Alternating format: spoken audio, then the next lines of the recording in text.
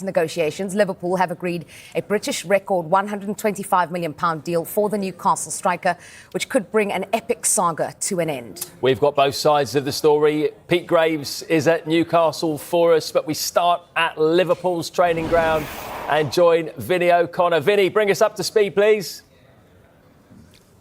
Yes, well, we know that Liverpool's spending is going to continue. And again, they are spending big. They are going to pay Newcastle that flat fee of £125 million. It will be a British transfer record, obviously eclipsing the £110 million that Chelsea paid to Brighton. Sorry, £115 million it was, wasn't it, that Chelsea paid to Brighton for Moises Caicedo back in 2023. Alexander Isak himself has agreed a 6-year deal with Liverpool. He's now due to undergo a medical. That medical is due to get underway this morning as well. There was a lot of talk around Anfield actually yesterday. He was in a hotel around about 20 minutes drive away from where Liverpool were taking on Arsenal and ultimately taking 3 points in that battle of last season's top two, of course, as well.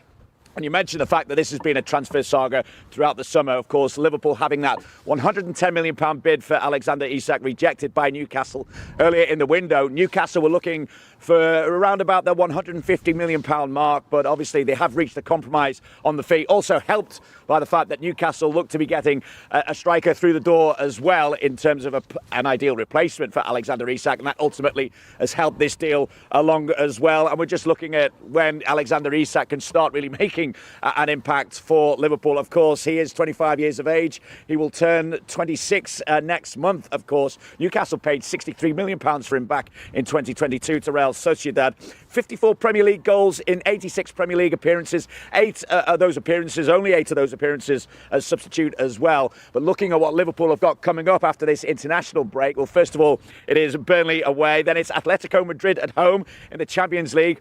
His first potential home game for Liverpool could come in no bigger occasion, really, than a Merseyside derby at Anfield as well. And then after that, it's Palace away, Galatasaray away, before Chelsea away at the start of October. So all gearing up very nicely for the start of Alexander Isak's Liverpool career. He has obviously still got to put pen to paper as yet, complete that medical. But of course, the set fee is £125 million, and he is set to become a Liverpool player on deadline day. Big fee, big news. Thank you very much, Vinny. Let's cross live to Newcastle and speak to Pete Graves. Pete, good morning. Newcastle get a British record fee, but how will Isak be remembered there? Hi, Julia. I think, unfortunately, Isak will be remembered largely by the way he's acted this summer and not by his performances to the last couple of seasons on the pitch. A lot of disappointment up here, I think, from supporters, but also within the club, you would imagine, at the way that this has played out, with a player refusing to go on pre-season tours and refusing to play in matches, and ultimately, despite the fact that Liverpool came in with that £110 million bid a couple of months ago now, they feel like they've stood firm and ended up getting a fee, as we said, set fee of £125 million. But as far as Newcastle United are concerned, the total package worth just north of £130 million to Newcastle United. So they're relatively happy with the fee they've ended up getting, when there was a time, maybe a few days ago, where they thought that they might not see Liverpool return to the table. But they feel that they're happy with the fee that they've got for a player who clearly didn't want to be here. He's not played in any of the opening 3 games, of course. So as far as the squad are concerned, they're not losing a player who's been playing for them. They're losing someone who's not being involved at all. And Newcastle United, by the way, remain active this morning. They now have had their sort of focus sharpened a little bit to go out and try and bring in another addition into the attacking lineup. But let's not forget, Alexander Isak aside, the club have had a fantastic window in so many ways. They've actually strengthened in every position on the football field. They brought in a new goalkeeper in Aaron Ramsdale. They brought in a new defender in Malik Chow, a new midfielder in Jacob Ramsey, and 2 new attackers in Anthony Elanga on the wing, of course, and a club record deal for highly rated German international forward, 23 years old, Nick Woltermeder, who was in the stands at Elland Road at the weekend and will be fit to make make his debut following the international break. They're hugely excited about the acquisition of Voltemaida and feel he can achieve so much in the Premier League. 6'6" and a towering centre forward, and someone who can come in, and Eddie Howe was saying on Saturday after the game, he's got all the attributes required to be a top Premier League player. So they've had a good window already, and as things stand this morning, they remain active. We know that they've been trying to bring in another centre forward. They've had talks with Wolves over Larson, and you think Johan Wissa would probably be the one that they'll push hard for today. They've already had a bid of £40 million rejected. We saw Johan Wissa put out a statement yesterday saying he's desperate to leave Brentford. Although Brentford are keen to keep hold of him, you just wonder whether Newcastle will go in and tempt them once again with another bid now that they know Isak is on his way to Liverpool. So it's all geared up to be a very, very busy day here on Tyneside. And as always, we'll keep you right up to date here on Sky Sports News. Great stuff. Thanks very much, Pete. A former Premier League striker, Charlie Austin, is with us until 10 a.m. So too is our reporter, Mark McAdam. Mark, busy night for you, busy deadline day already. You broke the Isak story for us. Just give us a timeline. How did it unfold? Well, this is a transfer that's been in the making for a number of months, really. We reported 45 days ago that Alexander Isak had said to the hierarchy at Newcastle he wants to explore the avenues of a potential departure from St James's Park over the course of this summer. He made it quite clear that he didn't see his future at Newcastle United, and therefore him and his representatives were going to explore what was out there, what was possible. The price tag was 150 million. That was a starting point as far as Newcastle were concerned, and that basically said to the footballing world, only maybe one or two clubs can actually afford this deal. Real Madrid and Liverpool. No one else really. Maybe Saudi Arabian sides could afford to get to that type of cash. So straight away, it ruled out most of the footballing world. But of course, there were another set of provisos put on any potential transfer, and that was, we need a replacement. That's going to be difficult to find. And they have to get to the fee that we're comfortable with. And then obviously over the course of the days and weeks and months, as it's now been, it was, we had one story about this, and Alexander Isak wasn't going to Asia. He wasn't training with the first team. He had his own separate programme. There was a family fun day at Newcastle that he wasn't involved in. Eddie Howe was doing everything he possibly could to say this is a united group, this is a strong dressing room. Come and be a part of it. This is important, this football club. Come and be a part of what we're doing and what we're going to achieve this season. But Alexander Isak remained firm in his decision that he didn't want to play for Newcastle United. And as it went on week by week, it became increasingly more likely that the chance of him being sold was going to happen. There was this big meeting on Monday at Alexander Isak's house. What was said in that meeting, we don't know. It turns out he was probably told on Monday that he was going to be sold, providing Liverpool could get to the price that they were comfortable with.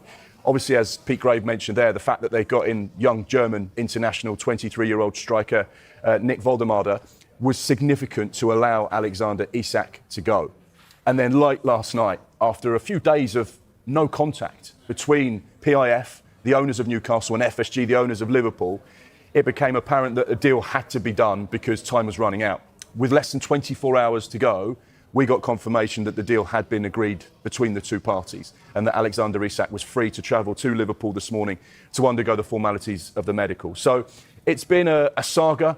It's been one of those transfers that we'll probably sit here and talk about in 2 and 3 and 4 and 5 and 10 years' time, because right now it's a Premier League record. It's a huge deal. It's two of the biggest clubs in the country fighting over the best striker in the world, and Liverpool have got their man. And, I sat here and said 3 weeks ago, I don't think he's going to go anywhere. I think he's going to stay. Eddie Howe made it quite clear he wanted Alexander Isak at the football club. They tried to get replacements. It looked unlikely he was going to stay. But then things change. And that's the great thing about deadline day and any possible transfer. You can say one thing and be 100% certain, and then it changes within minutes. And that's why we love it so much, because it's so unpredictable. Yeah, we're not done, by the way. We're going to come back to in just a moment, some more Isak chat. But we've got some breaking news, because Brighton's Matt O'Reilly is understood to be travelling to France this morning for a medical with Marseille. The midfielder is set to join them on a straight loan with no option. He was left on the bench yesterday as Brighton beat Manchester City. Marseille, of course, are managed by the former Brighton head coach, Roberto De Zerbi. But going back to Isak, Mark, I'm just trying to find out what else is going on. There's always something happening. I'm not being rude, but just to... You're not texting your mate, No, he's definitely staying across the breaking news. I have a question for Charlie, actually. OK, you do that and we'll follow up. Just about the Alexander Isak. It's overshadowed a lot of, the summer. for Newcastle especially. He's finally got his move now. Do you think this sets a precedent for how others, and we've seen Wissa as well, the way he's behaved, does this set a precedent for players? Yeah, of course it does. Because, and I mean, it does not only for Premier League players, I think for football in this country, because if we're talking top-end players going for 125 million, British record fees, what's it stopping players going for a lot less money than that? I think that was what I was saying a couple of weeks ago. I think that's why was one of the reasons I didn't think the deal would go through, because of this reason and the way he's acted. But like Mark said, we're going to talk about a transfer for so long, could be a couple of years, 5 years, 10 years. No one's really going to, we might just say, oh, look how the player acted. But that's almost going to be part now. No one's going to really remember that. It's a £125 million move. He's left Newcastle and now he's going to go and play for Liverpool. That's the biggest talking point now. No one's really going to remember. If we say a couple of weeks, no one's going to remember how he acted. He's going to go and play for Liverpool and score goals. Once he starts scoring goals, yeah. That's it. And that was the same. If he didn't get his move, and they say, oh, how is he going to act when he gets back? If he didn't get the move back into Newcastle, how's Newcastle fans going to act? Well, if he starts scoring goals, no one's going to worry about it. That's true, yeah. Okay, we'll pause that once again because we have some breaking news for you, and it concerns Burnley midfielder Florentino Luis is to have a medical in Manchester this morning ahead of a loan move from Benfica to Burnley. All other details agreed on the move for the Portugal midfielder, and Burnley are now focusing on players leaving Turf Moor.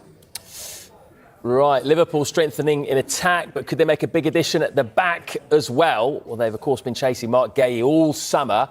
Will they get the signature of the Crystal Palace captain over the line today, though? Well, James Savundra is at Selhurst Park for us. Morning, James. Palace fans desperate for him to say. What do you reckon? Will Guéhi still be a Palace player come 7 p.m? Matt, a very good morning to you. It's so difficult to say at this stage. How good was Mark Guéhi last night, leading Crystal Palace to victory with a brilliant strike as well. It didn't feel like farewell. Let's bear in mind Liverpool lodged a bid of around £35 million on Saturday. We understand that Crystal Palace are looking at something more towards £35 million plus £5 million in add-ons. They do not want to lose him for free next summer, but at the same time, Oliver Glasner made it very clear last night that he has to stay, and they've not been able to find a replacement in time. Plenty can change between now and that deadline at 7 p.m. But for Crystal Palace, you can understand from a business perspective why they want to get something for him to avoid him leaving for free next summer. This is the last day where they can guarantee they can get any money for him, because from January he can start speaking to foreign clubs, and there'll be plenty of foreign clubs interested in signing Mark Guéhi as a free agent next summer. It feels at this moment in time, based on what Oliver Glasner said, he's more likely to stay, but we know Steve Parrish said it does represent a problem for a player of this calibre to leave the football club for free next summer, especially as it seems unlikely he's going to sign a new contract. So at this moment in time, things remain in their balance. This is the final day where Palace can cash in on their England midfielder, or the England defender even. Yeah. As you mentioned there, James, such a crucial player for Palace, their captain at the heart of their defence. So who could they line up to replace him at the back? Is Chelsea's Axel Disasi an option? Well, Julia, throughout the summer, they've been looking at a number of different options if Mark Guéhi was to depart the football club. They've been realistic, knowing that if his valuation was met, then they'd need to find a replacement. And Oliver Glasner spoke about needing to sign a ready-made Premier League replacement. Or Axel Disasi could be a player that fits that bill. He's in the bomb squad at Chelsea right now. He is available to move to a different club. And there's a great relationship between Crystal Palace and Chelsea. Last season, Trevor Chalobah and Ben Chilwell both left Chelsea and moved to Crystal Palace on loan. So it's definitely a deal that you could see being done if they look to bring in a defender and Mark Guéhi does depart. At the same time, the club are looking to wrap up a deal to sign JD Camvo. He's a defender from Toulouse, a very exciting centre-back. A number of Premier League clubs have been interested in signing him. He's turned down a number of offers. It does look like he's going to become a Crystal Palace player, but this is in no way related to the Mark Guéhi deal, because they've been looking to sign a young centre-back anyway. If Guéhi is to depart, they'll be looking to sign a Premier League-ready replacement, and Axel Disasi could be one that fits that bill. There's plenty that could happen between now and 7 p.m. I'm fairly sure Crystal Palace will be signing an attacking player as well. We wait to see what happens. It's going to be a very exciting day. It always is at Crystal Palace. They signed 4 players here on deadline day last summer. I don't think it'll be as busy, but plenty of uncertainty around Mark Guéhi, and they'll be looking to bring in more reinforcements as well. And we'll be looking to you to keep us updated. Thanks, James. Right, I want to get Charlie's thoughts on Mark Guéhi, because it's quite a tough one, this, isn't it? The owner will probably want to sell him to get the money in. The manager wants to keep him. What is better for Crystal Palace, the club? You keep Mark Guéhi, you risk losing him on a free, but you keep your momentum. They've had a great start to the season, great end to last season, or you cash in and you reinvest that money.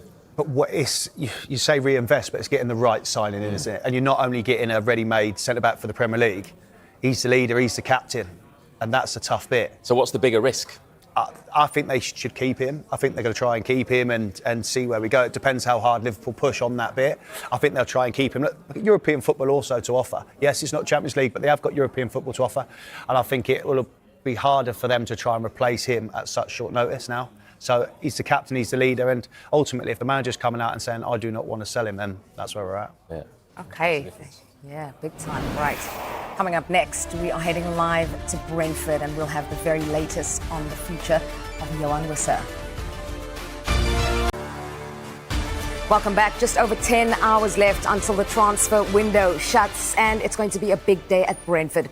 After losing their manager and several key players this summer, will they ensure Johan Wissa stays at the club past the deadline? Well, we can head to their training ground now, and Eleanor Roper is there for us.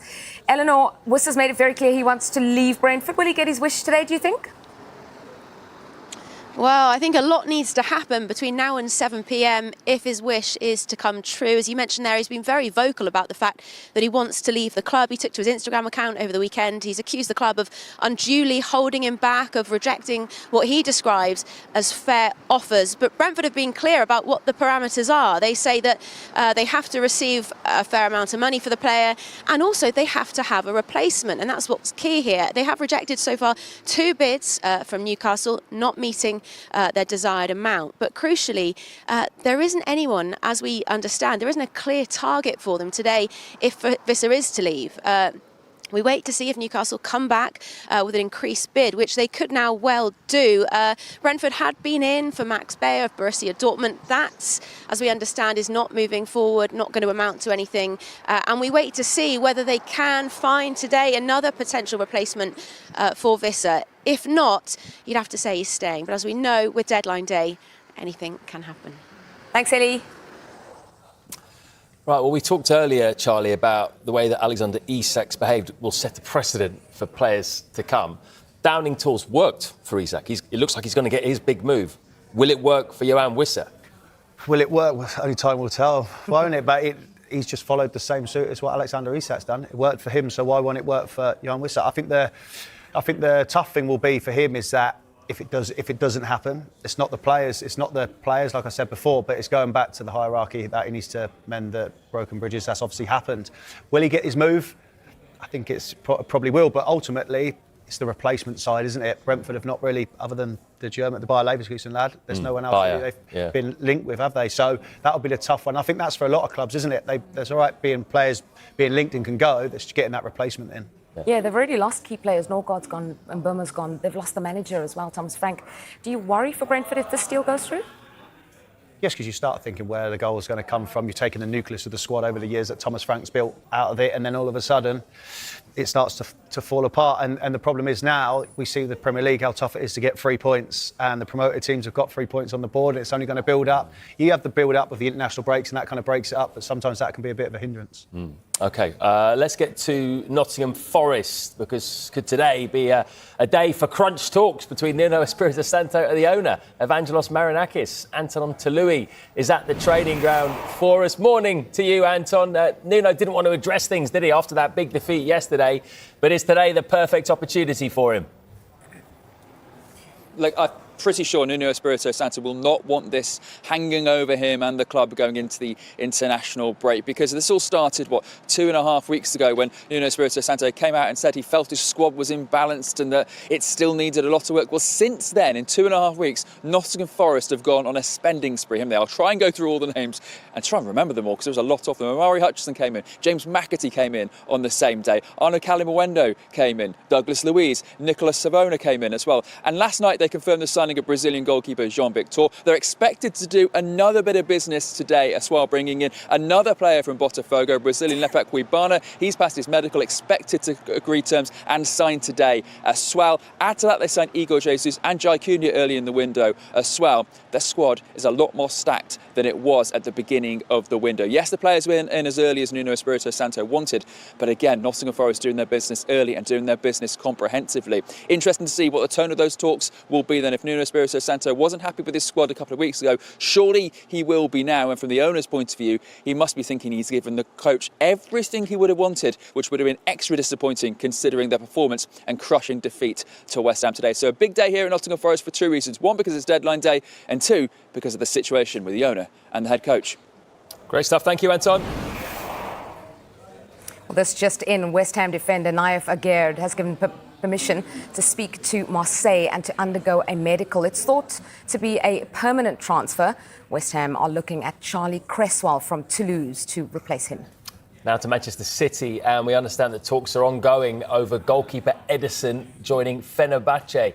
However, the Brazilian will only be allowed to leave if City manage to complete a deal for Gianluigi Donnarumma.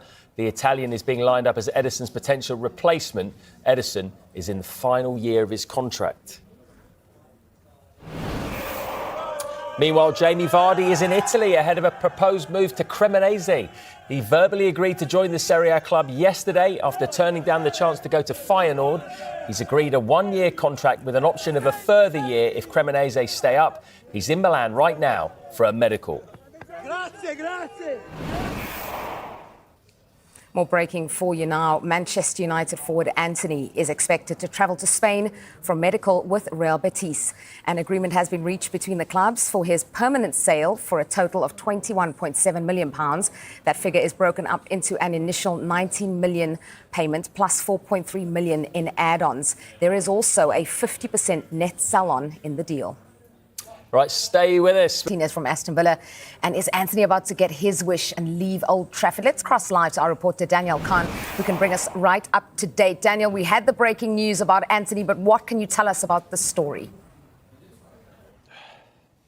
Yeah, absolutely, Julia. Thank you very much. I mean, 3 years to the day, Anthony signed for Manchester United for £86 million from Ajax. It seems he is now on his way out of Manchester United on a permanent basis. An agreement has been reached with Real Betis over the permanent sale of Anthony, a deal worth just over £21 million. And Manchester United, as I understand it, also have a 50% net sell-on any future sales of Anthony if he is ever to leave Real Betis one day. And we told you last week that there was a broad agreement around a fee between Manchester United and Betis, but at that moment it didn't go any further because there were complications around his wage and overcompensation as well, whether United would contribute to any of that. But as I understand it, again, United aren't compensating Anthony in any way for this move to Real Betis. There's been a slight restructure to that agreement with Betis, and that is now in agreement between the two clubs. So Anthony looks like he is on his way out, expecting him to travel to Spain for a medical, and as well as incomings, if there are any today, Julie, I think United's focus is a lot on outgoings, and Anthony could just be the latest along the lines of the likes of Jadon Sancho, Tyrell Malacia. Still waiting official confirmation on Rasmus Højlund as well on his move to Napoli as well. Yeah, and if there is to be an incoming today, it would be a big one. United search for a new goalkeeper. Are they actually going to make a move for Aston Villa's Emi Martinez? And are you confident they can get the deal done? Well, I think Manchester United have identified that it looks like they need to reinforce the goalkeeping area. I was at their game on Sunday against Fulham, Julia, and against Burnley, I should say. And Ruben Amorim said himself that to be a Manchester United goalkeeper right now is incredibly difficult. You look at Emi Martinez and also Sen Lamans, the goalkeeper at Royal Antwerp. I think Manchester United right now, as we believe, are just trying to decide internally which direction they're going to go and proceed in. Emi Martinez is someone they've explored through the summer, and clearly Emi Martinez himself knows of the interest because he was left out yesterday evening by Unai Emery on that game against Crystal Palace. Lamanso, the other option they could look down, is 23 years old in comparison, only had one senior year of playing professional football, being a number one in that sense. So very interesting, two very polarising different options. Emi Martinez, though, is tested and proven. He's won the World Cup. He's also been crowned goalkeeper of the year twice on occasion. So very interesting to see what Manchester United do. But I think they need to address that area because clearly it has made them suffer so far this season, Julia. And also you have to consider Andre Onana will be gone for a considerable amount of time with AFCON coming in December as well. Yeah, thanks very much, Daniel. A reminder now of the big breaking news on deadline day. Liverpool and Newcastle have agreed a British record transfer for Alexander Isak. Sky Sports News understands Liverpool will pay a fixed fee of £125 million for the striker. who will begin his medical this morning. Isak has agreed a 6-year deal with the Premier League champions, and the deal eclipses the £115 million Chelsea paid Brighton for Moises Caicedo in the summer of 2023. Newcastle wanted £150 million to part with Isak, but their stance softened in recent weeks as Isak attempted to force a move. They can get Gay and Isak through the door. I mean, they're two starting players, and Isak's one of the top centre-forwards in the world. He's a real player. He's the one player, Isak, that I've seen give Saliba and Gabriel and Van Dijk a real hard time over this last couple of seasons. I think he's really caused them problems. He's a different level player. With Gay coming in as well, I thought Konate had his best 78 minutes of the season as well, which was good for him because he's had a tough few weeks. For Liverpool to be on 9 points, the 2 games they've just had, and think that those two could be entering the building off the back end of the international break, they'll be absolutely buzzing and confident as hell. Okay, loads more, of course, on Alexander Isak throughout the day. Charlie Austin is our guest until 10 o'clock this deadline day. Right now, we're going to play a very simple game. It's called Hit or Miss. We're going to show you a big-name player that's been on the move this summer. Charlie's going to say whether it's going to be a hit or a miss. We can all understand that, can't we? You're going to give your reasons why as well. Let's start up with Florian Wirtz to Liverpool. Hit or miss, and why? Hit. Liverpool have not played with number 10 for a long time now, probably since Philippe Coutinho was there. So I think now he's going to find his form. Listen, a second half yesterday, he looked touch of class all over the pitch. So for me, he'll be a big hit. International break, he's got his 3 games in, he's bedding in, come back after the break, he'll be ready to go. OK, he's a hit. How about a guy called Benjamin Šeško? Very much in demand, wasn't he, Šeško? Ended up at Man United. Is this going to be a hit or a miss?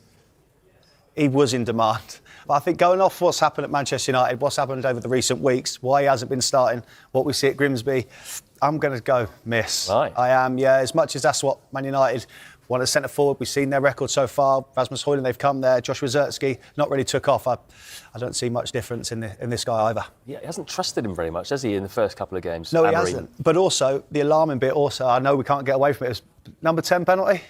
Yeah. That's an alarming thing in itself. But that could be the manager making that decision, wanting to protect him, right? From what? That's the biggest thing. Protected from what? It's the damage was already done in the game to actually get into that situation. So, look, I think also his penalty record was really good. So for him to come there and be number 10, I think it was an eye-opener to a lot of people. OK. He's a miss, according to Charlie Austin. How about James Trafford back at Manchester City? Although he might have a bit more competition coming in for that number 1 spot. Is he going to be a hit or a miss there? Now what we're hearing this morning, at first I thought it'd be a hit. He'd been fantastic at Burnley, he'd been fantastic. And then he goes to Man City, although he was obviously heavily linked with Newcastle, wasn't he? He'd like to go in there, but he's gone there. I think he was going to cement himself as number 1. And now we're in the news that he's probably not. So I'm going to have to go say miss due to the fact if Donnarumma comes in, there's your number 1, and he no longer will be. Yeah, just a reminder that Edison are currently in talks with Fenerbahce, and that could mean Donnarumma coming in sensationally last minute to Man City. How about Alejandro Garnacho then? He's moved from Manchester United to Chelsea. I'm going to go hit. Yeah? I do, yeah. I think a lot of players leave Man United and seem to step it up. Listen, he's got talent, obvious talent, hasn't he? And he's shown it. The problem is he's only shown it a bit parts. I think go to Chelsea, new chapter, new lease of life, and I think he'll really kick on. Is he going to play regularly, though, looking at what they've got? I think he will.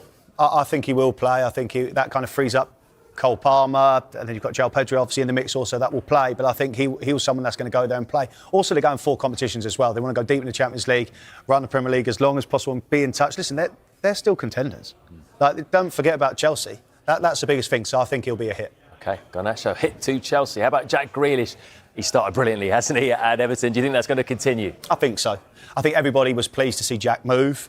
Not move because to see him play more frequently, and I think the way he started at Everton's brilliant. And do you know what? The club is probably perfect timing to go to Everton in the new stadium, but also David Moyes as a manager is probably the perfect one also. Yeah, well, 4 assists in 2 games. Yeah. Unbelievable start. Finally, Victor Gyökeres, you said the other week that he might be a bit of a flat-track bully. Have you seen anything that's made you change your mind? Played Man United, first game, didn't do a lot. Leeds, scored 2, promoted team, and then yesterday, not a great game. I'm going to stand by where I am. Listen, if I'm wrong, I'll hold my hands up later on in the season, but for me, I think he's going to be a miss. Do you think part of that is because Arsenal don't necessarily know how to play to his strengths yet? Yes, that's the thing, but also Arsenal have not played with number 9 for many years now, and I see him, they get in the wide areas and refuse to cross a couple of times because they've never had that vocal point there. So for me now, it's I'm going to stand by what I said earlier. I do think he'll be a miss. Will he score goals? Yes. Okay. But I still don't think he's enough to get him over the line. Okay, so he could score 20 goals and he's still a flat track bully, is he? Yeah. Depends on who he scores against. Yes, because what we're saying was against the lesser teams, and I know a lot of Arsenal fans were saying, yeah, that's where we want to be, and that's what's stopping us. But until you do it against the big boys, then I'll change my mind then. Okay, there you have it. Hits or misses with Charlie Austin. It's been a busy morning already, and coming up next, we'll be live to Brighton for the latest on a potential big-name departure. Day, let's head to Brighton and a possible departure for one of their players. Chris Nightingale is at Brighton's training ground for us. Morning, Chris. What can you tell us about the future of Matt O'Reilly? Yeah, morning, Matt. It's a disappointing one for Brighton fans, this. He only joined the club last summer, but looks to be on his way out of the club already. He's on his way to Marseille to link up with the former Brighton head coach, Roberto De Zerbi. He'll be having a medical there ahead of a loan move with no option to buy with the French club. So that's ongoing at the moment. There's plenty more players leaving Brighton today. Facundo Buonanotte is nearing a loan move to Chelsea. That should be confirmed shortly. In this morning, and also Julio Enciso is another one who's joining Chelsea. Maybe eventually he's going to Strasbourg. That is nearing completion as well. And another South American, Jeremy Sarmiento, is linked with Cremonese. We expect that to go through today. He'll be linking up with Jamie Vardy at his new team. And Tarek Lamptey is another one, the final one we expect to leave today. We expect that move to Fiorentina to go through this morning. The right back is still only 24 years old, joined on deadline day in January 2020, but he's also on the move. So plenty of outgoings for Brighton today. We'll be here all day to let you know when an incoming arrives. Certainly will. Thank you very much, Chris. Old firm rivals Rangers and Celtic may be looking to do some deadline day business after playing out a goalless draw at Ibrox yesterday. Let's join Gordon Duncan now for more. Gordon, good morning. It was not the old firm many of us were expecting, was it? No, it was a bit of an anticlimax in the end. There was so much intrigue going into the fixture, so much negativity following both sides crashing out of the Champions League qualifiers. Russell Martin's obviously under a whole lot of pressure with banners here and chants for him to lose his job. Brendan Rodgers over at Celtic, there was sack the board chants. There's been personnel issues on both sides, so it was such an interesting build-up. And then the game was a real letdown, really, by every measurement you look at, whether it's total shots, shots on target, XG, whichever measurement you want, they were all extremely low. It was mistake-ridden, both teams giving up possession, and in the end, a 0-0 draw, probably a fair reflection. Probably based on the league table, a result which just about suits Celtic more. Russell Martin still finds his Rangers side 6 points behind and yet to pick up a win in the Premiership. So in that regard, maybe a slightly better day for Celtic, but certainly a massive anti-climax in terms of a football match. There's so much speculation surrounding Russell Martin's future as Rangers boss, but do they need to do business regardless of who's in charge? Well, he said after the game yesterday he's never felt more supported. He met with Andrew Kavanagh, the chairman here, so it looks like that will be the situation going forward for at least a while. Russell Martin will keep his job, but you're right, he would expect to be pretty busy today. You look at Youssef Chermiti as the number one name, an £8 million fee for the striker to Everton. That is big money by Rangers standards, so that's certainly one to keep an eye on. We expect him to come. Kevin Thelwell, the Rangers sporting director, he of course knows him well. He signed him for Everton from Sporting Lisbon for $15 million back in 2023, so you can see the relationship there. Derek Cornelius, the Marseille defender, a Canadian international, left-sided, which Rangers probably need. We expect him to come in. And then heading in the other direction, every bit as interesting, Cyril Dessers, according to Russell Martin yesterday, has played his final game for the club. Panathinaikos look like they are leading the race for his signature. A bit more of a complex one with Nicholas Raskin though. A fan's favourite, a Belgian international, left out of the squad entirely yesterday, has been training away from the group, so it remains to be seen where he goes, if anywhere, before the end of the day. What about Celtic? Gordon, do you expect some movement from Brendan Rodgers' side before the window shuts? Again, they quite simply have to be busy. Really, you look at Kasper Dolberg as the number one striking target, the Anderlecht striker. Talk still ongoing with him, but he did come on for Anderlecht yesterday. But this is going to be a day of moving parts because Adam Ida, the current Celtic striker, he's been to Swansea, he's completed his medical. The fee of £6 million rising to £7 million has been agreed. Personal terms all done. However, Brendan Rodgers saying he can't leave until a replacement comes in. So that's going to be a really delicate situation for Celtic today. Celtic still looking to add more wingers as well. well, Sebastian Tenetke. The Hammarby winger, £4.7 million rejected so far. Celtic will probably look to go back in there. It is those attacking areas Brendan Rodgers really needs to address. Jesurun Rak-Saki is an interesting name as well, because Celtic have entered the race for him. The Crystal Palace winger on loan. One of the other teams in the race for him, Rangers. So that's going to be a really interesting one to keep an eye on. Both Glasgow clubs set to be busy. We'll keep you updated as the day progresses. Thanks very much, Gordon. Right, we've got a bit more information on Anthony now, and there is no player termination payment to Anthony from Manchester United. On Friday, it is thought that Real Betis wanted United to cover a shortfall for the remaining 2 years of his contract. Anthony is understood to be taking a pay cut to join. As we've mentioned, there's an agreement reached between the clubs for his permanent sale for a total of £21.7 million. United signed Anthony from Ajax for £86 million on this day, in fact, on 2022. So that is a £64.3 million loss for the winger. Right now, though, we're going to talk about Arsenal, because a lot's been made of their performance at Anfield on Super Sunday. Tight game, wasn't it, which they lost 1-0. Charlie, a lot of the chat off the back of it has been about how Arsenal were negative, maybe missed an opportunity there. Do you see it that way, or were they just beaten by a spectacular goal? Beaten by a spectacular goal. You can't... Slobodan's scored a 32-yard free kick in off the post. It's unbelievable from all angles that we've seen.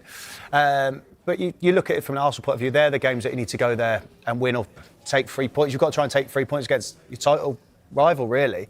And as so were they a bit too negative?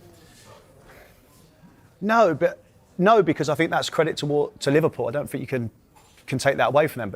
But if you look at it on the other side, you think, well, you have to hit them hard. They've conceded goals, haven't they? They've conceded 4 in the last 2, so it's almost one of them, can we go and grab the opportunity? I was more surprised that Eze didn't start, because that was it. Saka was injured, Odegaard wasn't fit to start. I thought he was aware. Negative on the performance, no, but negative on Mikel Arteta's formation selection, yes, because I thought that was the one. I think he went for the safe option of starting Mourinho, really, if I'm honest. And that was a perfect time for him to go and express himself at Anfield away. And he's Premier League proven and he's ready. He's played the start of the season already, so match fitness is not a problem. Yeah, well, Gary Neville after the game questioned Arsenal's mentality in big matches after the defeat. Do you understand where he's coming from? I think that's always going to be over Arsenal's head, isn't it? Because they finished second for consecutive years. So I think that's one where that's not going to go anywhere soon until they get over the line. So I think it's almost the part of Arsenal now is they've got to show it in them big games and go and dominate and grab it and be like, look, we are title favourites. This is what we're about. We've built this squad. We've trusted the manager over the years, and now it's about getting to the number one spot. Well, look, defensively, Arsenal still look great. I mean, I can't remember the last time Arsenal went to Anfield and almost shut down Liverpool offensively years ago, the last time that would have happened. But do you also agree that they do have a bit of a creativity problem? They just don't quite create enough chances compared to some of the other big teams. On the first point, that's nothing new. Yeah. They're so solid at the back. We've seen that for the last couple of years now. But at the top end of the pitch, that's what Eze's come in for, to create that spark and add something different to themselves and try and move on. And as you look at it now, that's showing more light onto that position at the top end of the pitch. Why we can say, we haven't played with a number 9 for so long, that's fine. But now, how do you get the ball to the number 9? And over recent weeks, we haven't really seen it. And when Eze did come on, because you already said that you thought he should have been in the starting lineup, when he was introduced, did you feel he made a difference in that department? You could see they wanted to get him on the ball. You can see he's the person now that they're going to look to make something happen, and not just Saka. They're going to give him the ball and try and make something happen, see that spark. And look, he's someone now that not only are Arsenal going to look to, but Crystal Palace have looked to for the last 2-3 years, haven't they? So it's no different. So now it's for him to go and express himself and really put a stamp on that position and make the team his, really. Yeah, I'd say early days, isn't it? I mean, I'm not one of those that's all sort of down on how Arsenal performed in that game, but it was a typical early season tight game, wasn't it? Yeah, big tussle, yeah. Clearly, if Liverpool had a certain Alexander Isak playing, they might have won it by a few more, because he is on the verge of moving to Liverpool for a record fee of £125 million. We'll be live to Liverpool next.